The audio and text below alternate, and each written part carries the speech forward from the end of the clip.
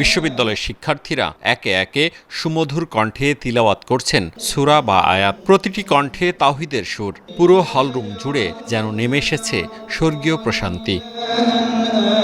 গত ৫ মার্চ দুপুরে রাজশাহী বিশ্ববিদ্যালয়ের শহীদ স্মৃতি সংগ্রহশালা সভাকক্ষে শিক্ষার্থীদের পবিত্র কোরআন তিলাওয়াতের দক্ষতার প্রতিযোগিতা অনুষ্ঠিত হয়। এর আগে বিশ্ববিদ্যালয়ের শহীদুল্লাহ কলা ভবনে প্রতিযোগিতার প্রথম পর্ব অনুষ্ঠিত হয়। প্রথম পর্বের জয়ীরা দ্বিতীয় ধাপে কোরআন তিলাওয়াত করেন। পবিত্র মাহে রমজান উপলক্ষে ছাত্রদল রাজশাহী বিশ্ববিদ্যালয় শাখা এ আয়োজন করে। আল কোরআন এটা একটা আল্লাহ তাআলার বাণী, সর্বশ্রেষ্ঠ তিলাওয়াত এটাই বলা যায় পৃথিবীর বুকে।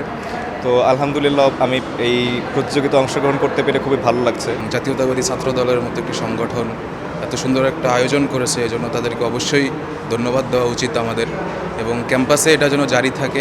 আমরা চাই যে ভবিষ্যতে এরকম এই ধারাবাহিকতা বজায় থাকুক। উচ্চারণ, মদ এবং মাখরাজ এ সমস্ত দিকগুলো আমরা যে কোন কোন জায়গায়গুলো সে মদ সহকারে তার সমস্ত মাখরাজ, মানে মাখরাজ শব্দের তো বের হওয়ার স্থান, শব্দগুলো কোথায় কোথায় হচ্ছে সেগুলো আমরা খুঁটিনাটি দিকগুলো আমরা বিবেচনা করে আমরা আজকের এই বিচার কার্য সম্পাদন করেছি। 2 দিনে অন্তত 30 জন শিক্ষার্থী বিচারকের সামনে কোরআন তিলাওয়াত করেন।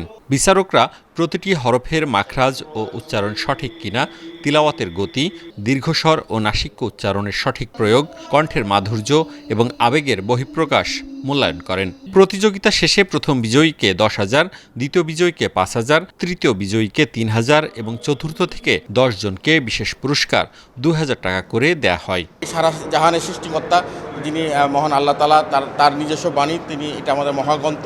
সেই বাণী পবিত্র আল কোরআন প্রতিটি ঘরে ঘরে প্রতিটি মানুষের দরজাতে যাতে পৌঁছে যেতে পারে, তার মাখলুকাত হিসাবে, তার একজন বান্দা হিসাবে আমাদের দায়িত্ব তার পবিত্র বাণীটি প্রচার করা। সেই লক্ষ্য উদ্দেশ্য নিয়ে আমরা আজকে রাজশাহী বিশ্ববিদ্যালয়ের শিক্ষার্থীদেরকে নিয়ে আজকে কোরআন তিলাওয়াত প্রতিযোগিতা আয়োজন করেছি।